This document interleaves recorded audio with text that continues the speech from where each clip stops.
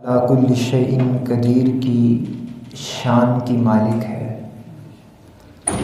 वो ज़ात जो वहदहू ला शरीक है।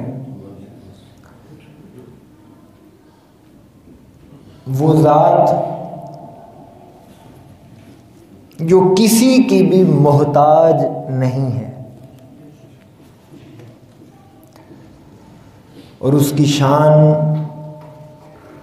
कुल हुवल्लाहु अहद अल्लाहु समद लम यलिद वलम यूलद वलम यकुल लहू कुफुवन अहद। उसे ना किसी ने पैदा किया है ना वो किसी से पैदा हुआ है, ना उसकी कोई माँ है और ना उसका कोई बाप है। वो ज़ात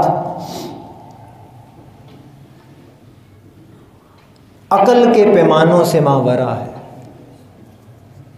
उसकी शान अकल के पैमानों से मावरा है। लेकिन जब वो ज़ात अपने बंदे के करीब होती है तो वो ज़ात फरमाती है नहनु अक़रबु इलैहि मिन हब्लिल वरीद, बंदे मैं तो तेरी शहरक से भी पास हूँ। इतनी अजीम ज़ात है वो। अब उस ज़ात मुबारका ने कुरान पाक के अंदर इरशाद फरमाया है। सूरह अद-दहर की पहली आयत मुबारका का तर्जुमा करने लगा हूँ, तवज्जो और इन्हिमाक के साथ समात कीजिएगा। अल्लाह ताला ने फरमाया हल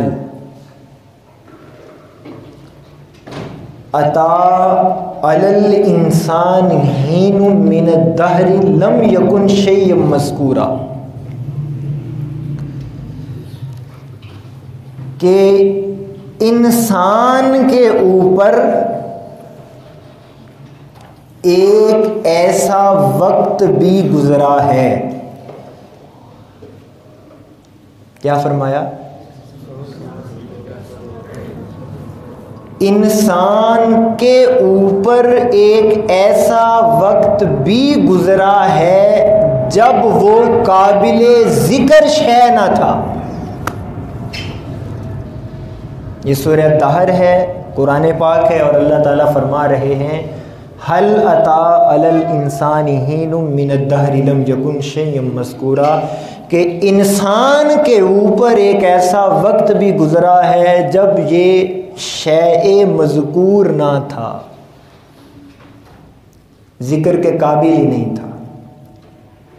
ऐसा वक्त भी गुजरा है इंसान के ऊपर। अच्छा, अब काबिल गौर बात यह है, मैं फिर आयत पढ़ता हूँ, आपने पूरी तवज्जो से समझने की कोशिश करनी है कि अल्लाह ताला हमें क्या पैगाम देना चाह रहा है। फरमाया हल अता अलल इंसानी हीनुम मिनद दहरि लम यकुन शैय्यम मज़कूरा, ऐसा वक्त गुजरा है इंसान के ऊपर जब वो काबिल ज़िक्र शै ना था। काबिल ज़िक्र इंसान पर ऐसा वक्त गुजरा है जब वो काबिल ज़िक्र नहीं था, लेकिन इंसान उस वक्त भी था। वो बहुत तवज्जो के साथ और ज़रा बारीकी के साथ आप ज़रा सुनिएगा। वक्त गुजरा है जब इंसान काबिल ज़िक्र यानी कि ज़िक्र के काबिल ही नहीं था। अच्छा, काबिल ज़िक्र नहीं था इसलिए नहीं था कि कोई ज़िक्र करने वाला नहीं था, तो काबिल ज़िक्र नहीं था, लेकिन इंसान था। इंसान उस वक्त भी था। अब ये जिस वक्त की बात अल्लाह ताला कुरान मजीद में फरमा रहे हैं, ये बात हो रही है अदम महज़ की। वो जहान जो अल्लाह ताला के अनवारात और माली की तजल्लियों के साथ भरा हुआ जहान था, कुछ भी और नहीं था। वो आलमे अरवाह था कि जहां फकत नूर ही नूर था, जिधर देखें खुदा की कुर्बत का रंग नजर आता था, अल्लाह की अता नजर आती थी, मौला का करम नजर आता था, मौला की कुर्बत मुयस्सर थी आलम अरवाह के अंदर।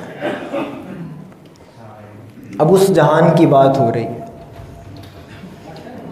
अब अल्लाह ताला ने जब ये सारी बात बयान फरमाई है कुरान मजीद के अंदर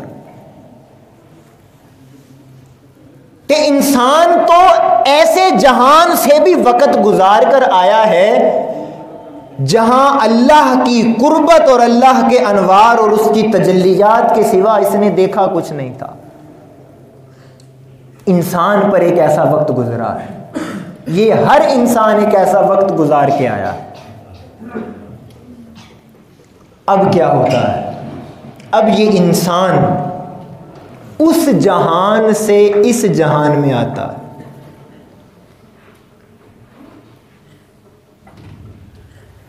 जब उस जहान में था ना इसने कभी झूठ बोला,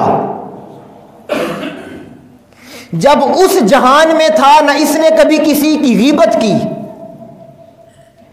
जब उस जहान में था ना फितने बपा किए, जब उस जहान के अंदर था ना इसने फसाद किया, जब उस जहान के अंदर था इसके अंदर कुछ भी बुरा नहीं था सिवाय खुदा का नूर ही नूर था, बुराई का जर्रा भी नहीं था। कब? जब उस जहान में था। क्योंकि यहां ये दुनियावी घटिया चीजें और घटिया खसलतें, इनका ताल्लुक इस दुनिया के साथ है। वो जहान, वो दुनिया, वो आलम, वो अल्लाह के नूर के सिवा कुछ नहीं था। अब हुआ यूं कि इंसान वहां से यहां आया, तो जब बच्चा पैदा होता है तो क्या होता है? बच्चा क्या करता है? बच्चा रोता है, तड़पता है। अच्छा, सोचने की बात यह है, अब बड़ी गौर से इस बात को समझिएगा। भाई उठाता है, बच्चा रो रहा है, बहन उठाती है, बच्चा रो रहा है, चचा जान उठाते हैं, बच्चा रो रहा है, मामू जान उठाते हैं, बच्चा रो रहा है। जो ही बच्चा मां के करीब होता है बच्चा चुप कर जाता है। ऐसा क्यों है? हालांकि इस बच्चे को अभी इस बात का शऊर भी नहीं है कि ये कौन है, वो कौन है, ये कौन है। ऐसा क्यों होता है कि अभी उस जहान की जिंदगी वो गुजार कर जब इस जहान के अंदर उसने आंख खोली है, बच्चा है, शऊर नहीं है। हर कोई उठाता है, रोता है, तड़पता है। मां उठाती है तो वो आहिस्ता आहिस्ता चुप कर जाता है। बचपन से आपने एक हदीस सुनी होगी, आज वो आपको हदीस, उस हदीस का कंसेप्ट आज आपको क्लियर होगा। ये हदीस सुनी आपने कि अल्लाह ताला कितनी माओं से बढ़कर प्यार करता है? सबने सुनी है। अल्लाह ताला 70 माओं से बढ़ के बंदे से प्यार करता है, 70 माओं से बढ़कर। अब एक बात यहां भी सोचने वाली है, जब बंदा एक मां की मोहब्बत को समझ नहीं सकता तो उस खुदा की मोहब्बत को कैसे समझेगा, जो 70 माओं से बढ़ के मोहब्बत करता है। इंसान मां को देख के हैरत में मुब्तला हो जाता है। अल्लाह ने ये कैसा वजूद बनाया है कि सर्दियों की ठटकती रातें हों, बच्चा पेशाब कर दे, बच्चे को मां सीने की गर्मी पे डालती है, खुद गीली जगह पे सो जाती है। बच्चा उस मां की मोहब्बत को समझ नहीं सकता सारी जिंदगी, तो वो खुदा जो 70 माओं से बढ़ के मोहब्बत करता है उसको कैसे सोचा और समझा जा सकता? उसकी मोहब्बत का क्या आलम होगा? तो अल्लाह ताला कितनी माओं से बढ़ के मोहब्बत करता है? सभी बोले हैं 70 माओं से। आपने कभी इस बात को सोचा है कि अल्लाह ने अपनी मोहब्बत के बयान के लिए मिसाल मां की क्यों दी? कभी सोचा? वो खुदा जो हर चीज से पाक है, अपनी मोहब्बत के बयान के लिए मां को अंदर शामिल किया, 70 माओं से भी बढ़कर। क्यों किया? इसका मतलब ये है, अब सुनिएगा, सारा फलसफा समझाने लगा हूं इस आयत मुबारक का। 70 माओं से बढ़ के मोहब्बत करता है। मेरे मौला तू मां को अंदर क्यों लेके आता है? खिताब बराह रास्त बंदों से फरमा कि बंदों मैं तुम्हारा खुदा हूं, तुमसे मोहब्बत करता हूं। मां को दरमियान में मेरे मौला क्यों लाता है? क्या तेरी मोहब्बत बयान करने के लिए मां की जात, मां मोहताज है?